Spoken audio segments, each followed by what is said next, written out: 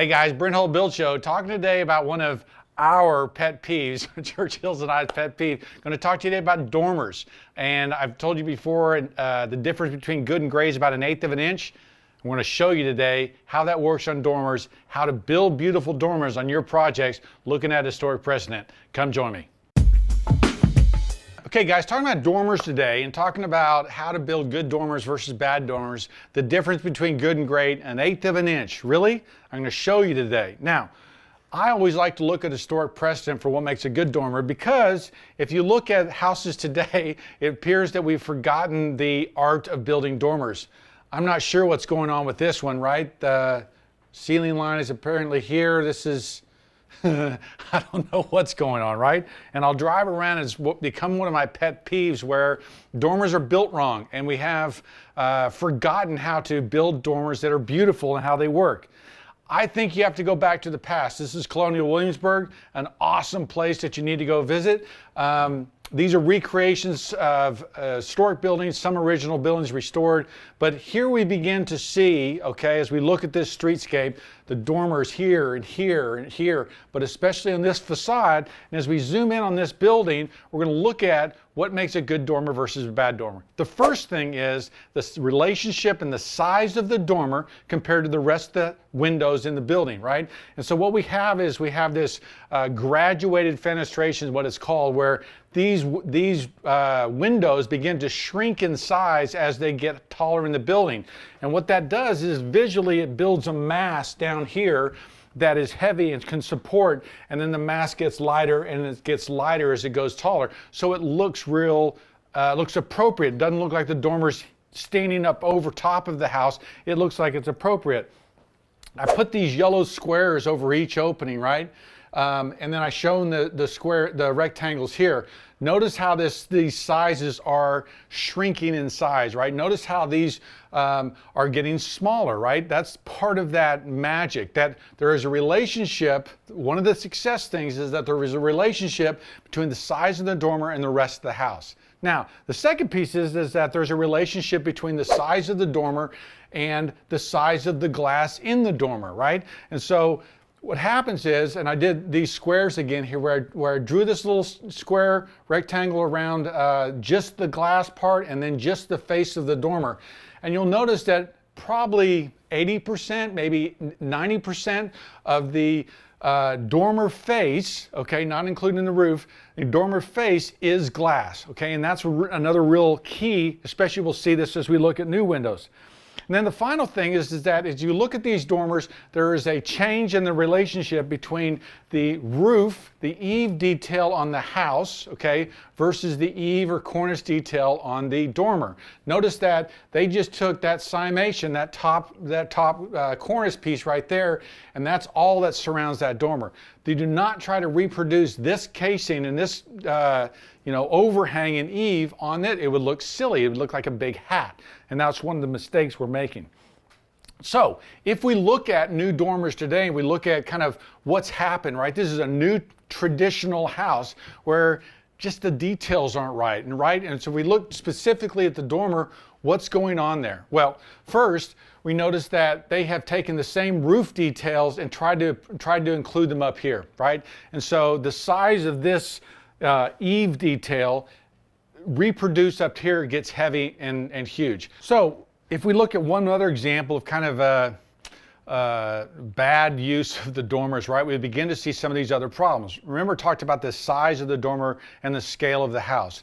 This one, kind of, we get into trouble because these dormers are huge, overpowering, too heavy for this house. Now, if we dig in closer, we're going to see that the relationship of the size of the glass to the size of the face of this dormer is, 40%, right? And when you get into that kind of detailing, right, when you get into so much side thing, and you saw the plinth on the other one, it begins to make the dormers look heavy. They don't have this scale and this, gracefulness, right? Now, I get it, okay? I understand what's happening here, okay? They said, let's put a attic room above our house, right? In the roof line. And they got up there and they stood in the room and they go, well, really, we need to have this much space because the bed's gonna fit in here, right? And all these different things. Now, what you're seeing there is you're seeing the difference between the way things used to be designed versus the way they're designed today. Today, if you're building a house, you start from the inside and work out. Okay, historically, they started from the outside and worked in. And what that means is that they cared more about the exterior view, the balance, the form, the regulating lines, and how all those things work together than they did about how things looked on the inside. Whereas today, a lot of people will design houses by starting with their floor plan, right? Not terrible to do, but it's a backwards philosophy, and you end up with designs that happen like this, which are too huge. Now, I suspect if we went into that attic, it's probably a good use of that space. They don't have the roof line coming through, but they forgot that they have to make it look good on the outside, right? So there's got to be a balance. There's got to be sharing of those informations, and we can't do this, okay? So let's just compare two dormers, right? This historic dormer that we started at and versus this new dormer, and kind of talk about what's wrong. Now, if I take a, if I cut a line, and we'll cut a line and look through these, and we're going to draw here in a second, but if we just look at this, right, notice the amount of room here on the side, that there really is maybe a 1x4 casing with the back band before it hits the siding and goes back. The glass is just almost right on the edge of this dormer, right, versus this one where we've got siding, we've got a corner board, this large column plinth, fluted plinth, before the light comes on the inside. Why is that? Let me show you. So if we take that section of that kind of fat dormer, right, and we do their little 2x4 wall, right, this is my stud, wall goes back. What's happening is that, and this is where you've got to watch your framers, right? Got to make sure they're not, getting crazy with their framing. But if we have our 2x4 wall coming out and then they put a cripple or a jack stud or something in here, sometimes they'll put two. Then by the time we put a window frame in here, by the time we put sheathing on, by the time we get corner board, siding and then a corner board, right? We've now all of a sudden got 8-9 inches in here, right? And it ends up looking clunky versus historic dormers where the 2x4 would be put on its side, right? So now instead of 3.5 inches we have here, we have 1.5 inches. Then their window frame is right here when they have time for their sheathing and their corner board, right? And so now we shrunk down to maybe 4 or 5 inches, right? Which makes a huge difference as far as that clunkiness goes. Now, I've mocked up a little model of how this looks and how this works, right? If this is a standard stud wall, right? This 3.5 inch stud wall, and then they put their other stud this way, and then they put their window frame. Here's our 1/2 inch sheathing, right? And then by the time you get the siding and the corner board, right? Now you're almost 8 inches, right? So we end up getting, in order to put our window in here, and by the time you get your sash and everything else, it ends up getting very fat. Now, versus historic, right? Where we take our 1x and we put it on its side, and they would have put the window frame right next to it with sheathing or siding, right? And now if we do this same little exercise, we're at, 4 1/4, right? It's a huge difference. So if you are building a traditional house, right, and you want to understand the difference between this dormer and this dormer, right? Now, my wife asked me, hey, well, what's wrong with that dormer, right? What's the problem with this? I can see it's kind of clunky, but what is it? Well, you have basically, if we think about the classical system, right? That the column that supports something, right, has a certain heft, and the bigger the column gets, the more strength it can hold, right? Well, by that, rationale, we've got an 8 inch wide column, fluted column, supporting this just little cornice right here.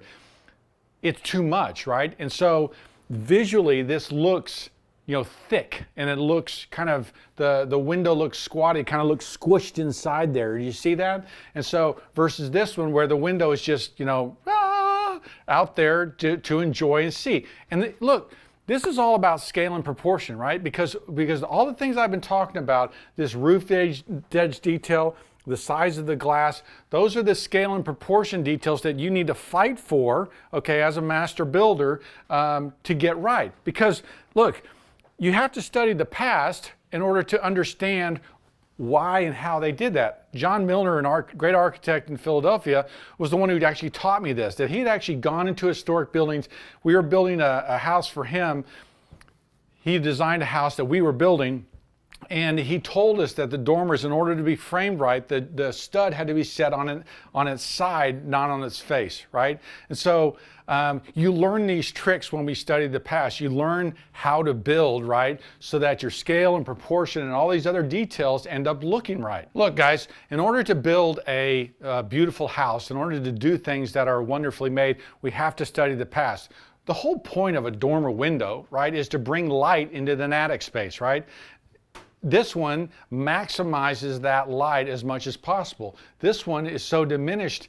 It's a big dormer, it's a bigger dormer, but it kind of defeats the purpose, right? I'm anxious and I desire that you guys are master builders and understand the difference. We have to look back to the past in order to start building better houses today.